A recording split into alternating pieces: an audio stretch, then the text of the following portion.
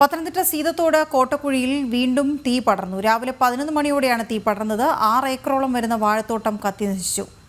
മിഥുൻ മുരളി ചേരുന്ന വിവരങ്ങളുമായി. മിഥുൻ, എന്തൊക്കെ വിവരങ്ങൾ?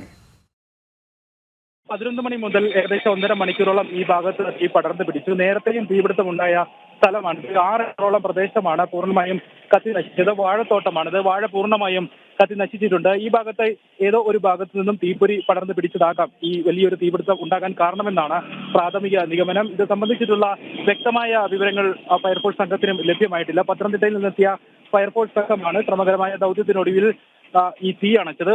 മണിക്കൂറുകളോളം, ഏകദേശം 1 മണിക്കൂറിന് മുകളിൽ ഈ ഭാഗത്ത് തീ പടർന്ന് പിടിച്ചു നിൽക്കുന്ന സാഹചര്യവും ഉണ്ടായിരുന്നു. ഈ ഭാഗത്ത് തീപിടുത്തം വ്യാപകമായി ഉണ്ടാകുന്നുമുണ്ട്. അതുകൊണ്ട് തന്നെ നിരീക്ഷണങ്ങളടക്കം നടത്തിക്കൊണ്ട് കൂടുതൽ ശ്രദ്ധാലു ആകുവാൻ നാട്ടുകാർക്ക് ഫയർഫോഴ്സും പോലീസും നിർദ്ദേശവും നൽകിയിട്ടുണ്ട്. ഓക്കെ, ശരി മിഥുൻ.